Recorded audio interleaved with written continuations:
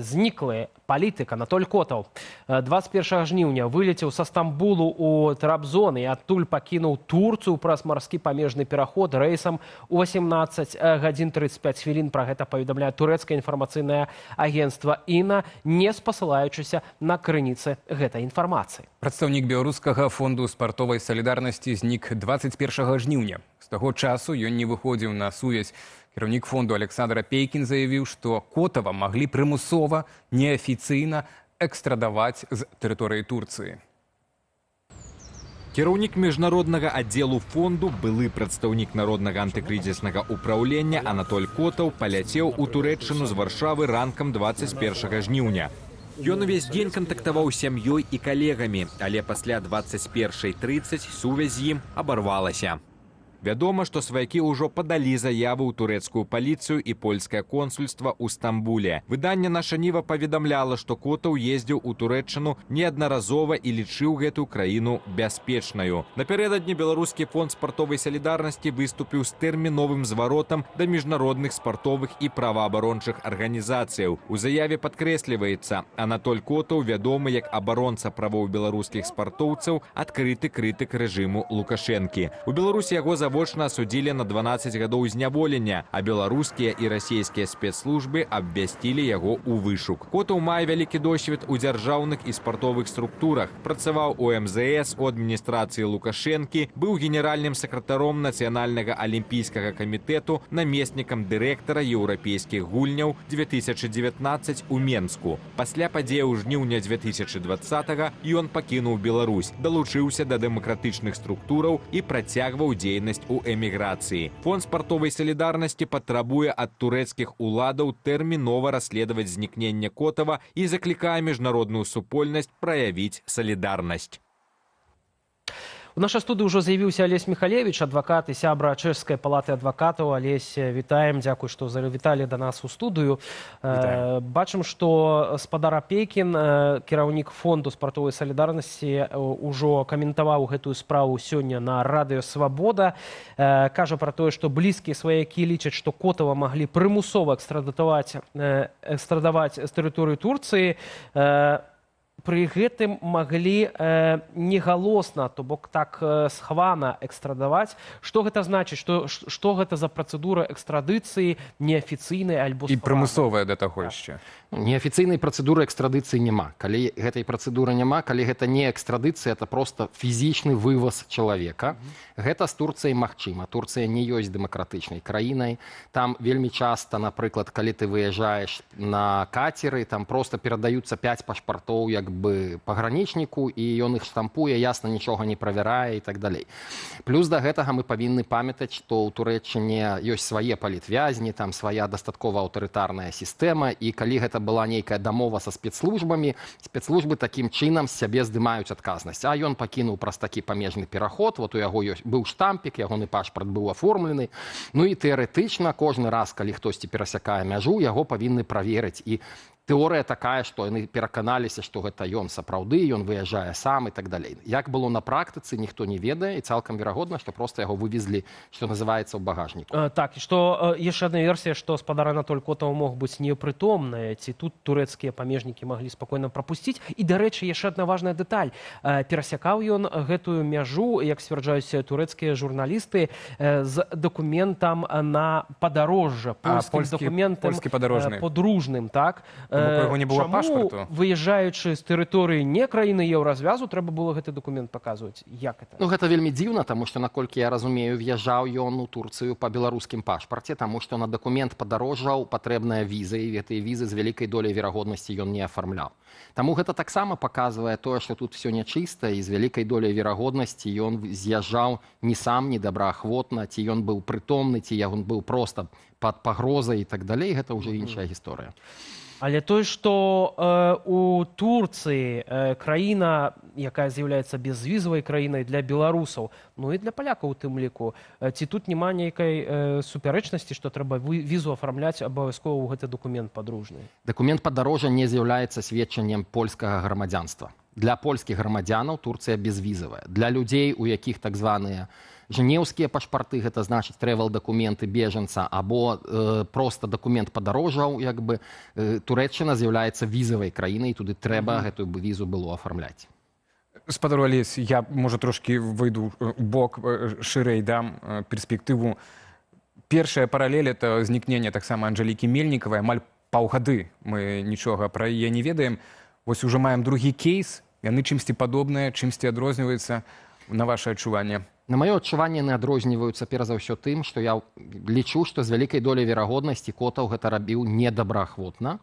Ён мог туды прыехаць добраахвотна, магчыма, ён прыехаў для вядзення нейкіх там перамоваў, для таго, каб пра штосьці дамаўляцца, але з вялікай доляй верагоднасці я не веру, што чалавек можа вось проста так з'ехаць, не паведамляць сябрам, сям'і і так далей. Так? Гэта з вялікай доляй верагоднасці гэта сілавое выкраданне. Ну, у выпадку з Анжэлікай Мельнікавай сваякі і сям'я не змагаюцца за інфармацыю, дзе знаходзіцца, так? Менавіта таму я так і лічу, што я лічу, што у іх ёсць кантакт, з вялікай доляй верагоднасці у іх ёсць кантакт з Анжэлікай, а з Котавым такога кантакту няма. Калі Котава выкралі, чаму яго не адвезлі адразу са Стамбула ў нейкі расійскі горад ці адразу ў Менск? Чаму спатрэбілася яго везці тады ў Трабзон і адтуль вось на гэтым кацеры кудысьці вывозіць у бок Грузіі, у бок Расіі, ну, па Чорным моры? Мы ведаем, што не было афіцыйнай экстрадыцыйнай працэдуры. Калі бы гэта працэдура была, гэта працэдура вельмі даўгая, гэта мінімум там 40 дзён, некалькі месяцаў.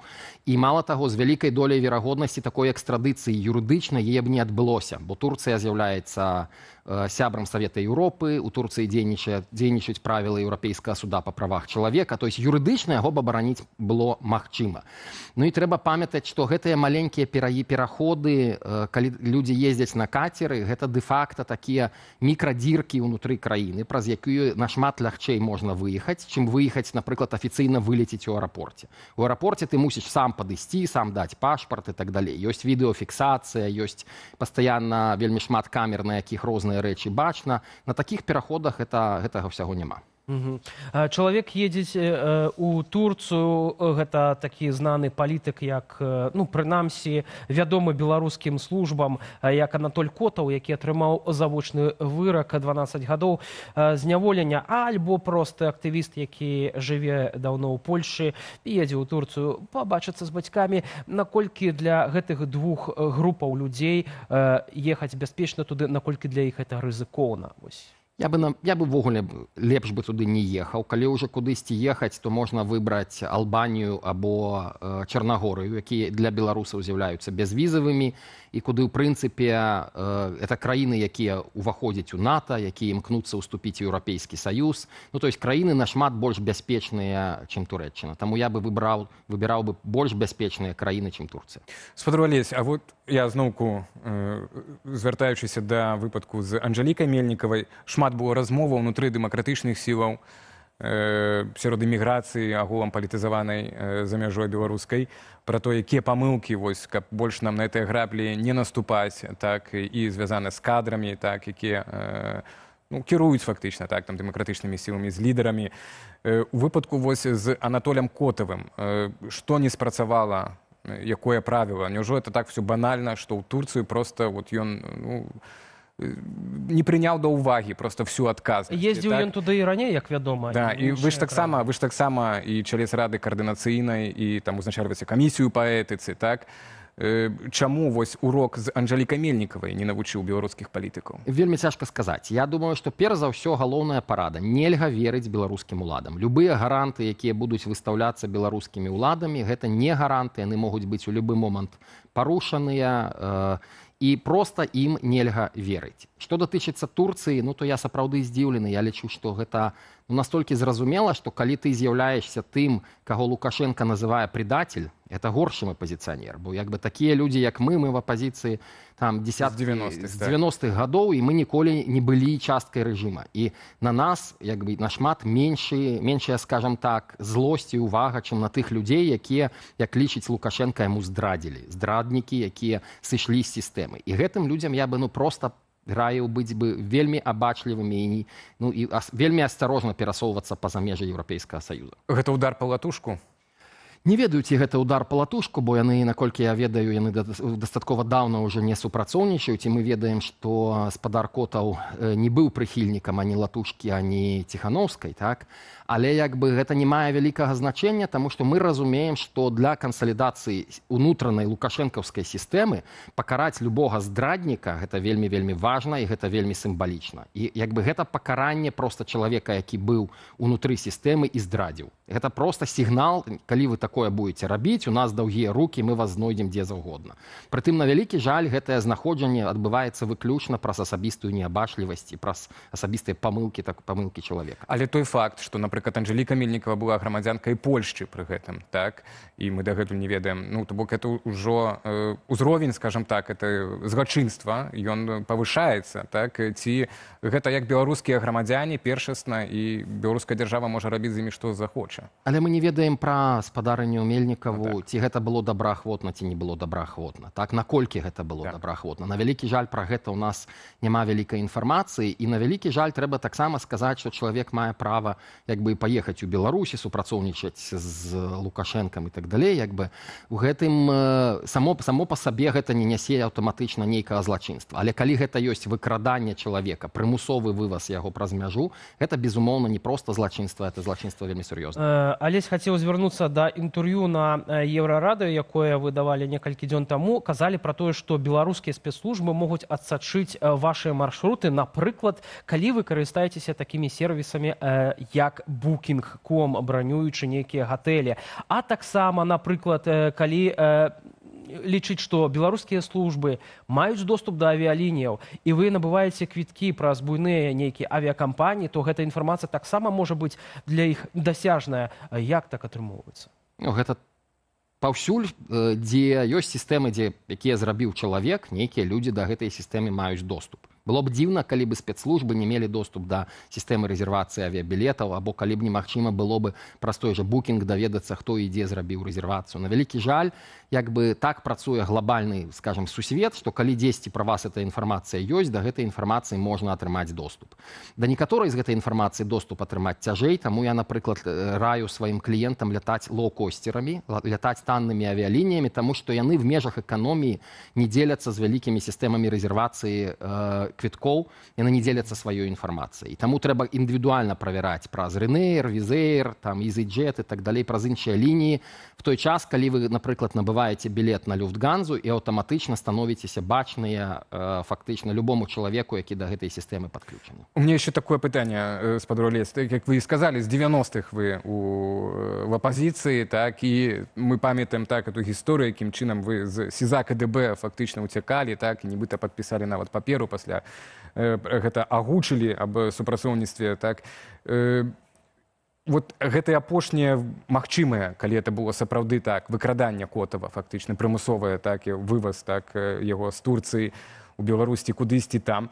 Яно нам кажа пра нейкую эвалюцыю беларускага рэжыма, так, уладаў у нейкі бок, ці все-таки гэта тое, што ў іх было закінутая вуда ўжо даўно, да, уже там пару год таму нам трэба было б дастаць хоць пару чалавек багажніку, ці як, памятаеце, Гайдукевич пісаў, да, прывозіць сюды Беларусь. Ці это вот яшчэ тая гісторыя, ці все-таки сілавікі і агулам рэжыму Беларусі вот пераходзіць на новую нейкую стадыю, так, сваёй агрэсіўнасці, так, і расправы з апанентамі? Не думаю, што гэта нейкая звыш новая стадыя. Можам сабе ўявіць, што ёсць сотні людзей, якія штодня працуюць і атрымліваюць кожны месяц заробак. У іх ёсць бюджэт на замежныя паездкі, у іх ёсць бюджэт на інфармацыйныя аперацыі і так далей. Так?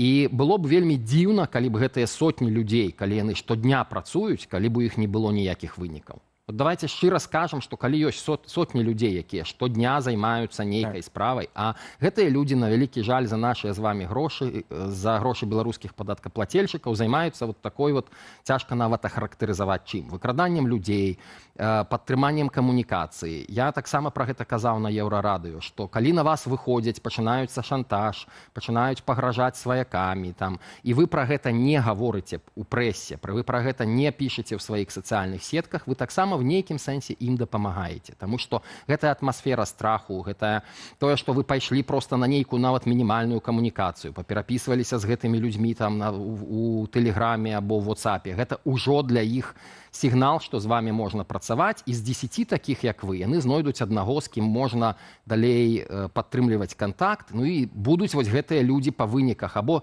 тыя, каго выкрадуць, або тыя, хто добраахвотна вернецца ў Беларусь і пасля пры ўсіх гарантыях, напрыклад, сядзе ў турму і будзе пакараны, нягледзячы ні на што. Так ёсць, так ёсць. Дзякуй вялікі за гэтую размову і за гэтыя парады. Алесь Міхалевіч, адвакат, сябра Чэшскай палаты адвакатаў, быў у нашай студыі.